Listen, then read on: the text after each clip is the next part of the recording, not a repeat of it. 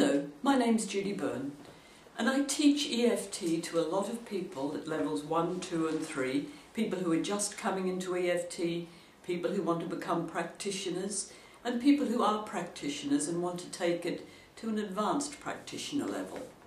And one of the things that we always work quite a lot with is using EFT for anxiety. I think it's one of the things that EFT does really well. And it does it really well for a number of different reasons, but one of them is its portability. With any other anxiety technique or any other way of working with anxiety, a certain amount can happen in the therapy room or at home when you're trying to do work for yourself. But EFT is particularly good for when you go into a situation that you find provokes anxiety. You can take it with you and you can tap while you're there. So that's one of the things that I think is particularly good about it.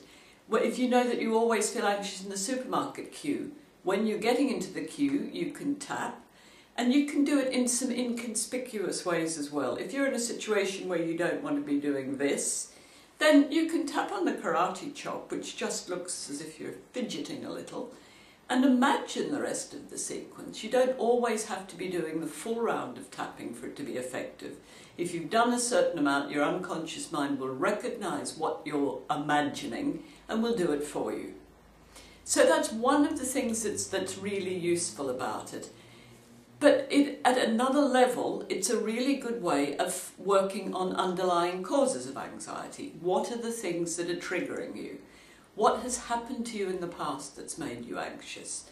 What's happened in the past that you're imagining will happen again in the future?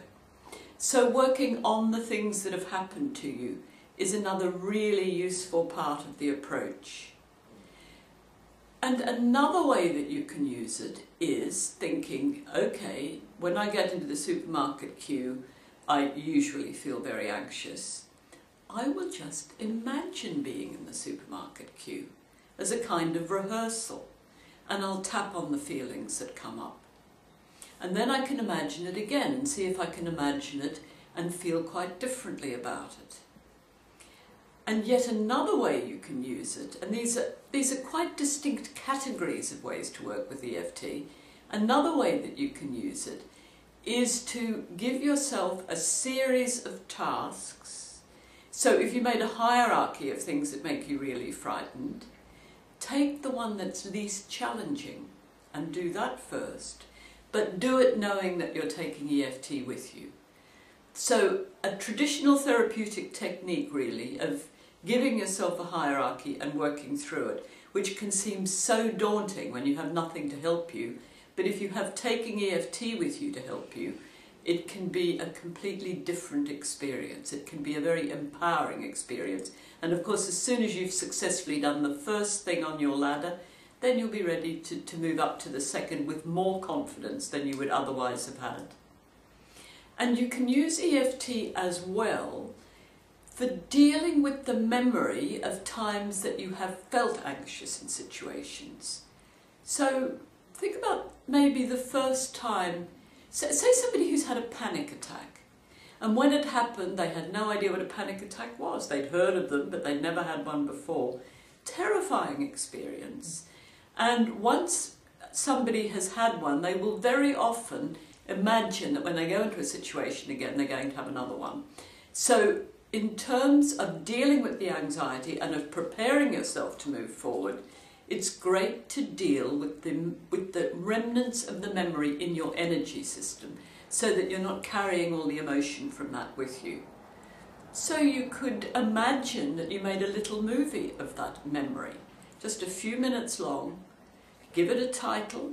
Imagine you've got it on a DVD. Ask yourself, if you ran it now, how high the emotion would go. So not how high was it then, but how high would it go now. And then you can tap on, let's say you call it the panic attack in the supermarket memory. Even though I have this panic attack in the supermarket memory, I deeply and completely accept myself. Do that 3 times, and then round the points with this panic attack in the supermarket memory. This panic attack in the supermarket memory, right round the points twice.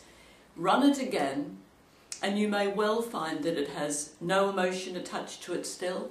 It may have not very much emotion attached to it still. You might want to run it again and bring it down even further. But when you get that memory down to zero, then that is no longer playing at an unconscious level to increase the likelihood because of the expectation of anxiety when you go back into a similar situation. And that's one of the things. A lot of anxiety is about anxiety about being anxious. So that's really useful to be able to disempower those anxiety memories.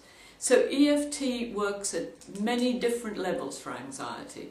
It really is a more useful tool. I've been a therapist for 20 odd years.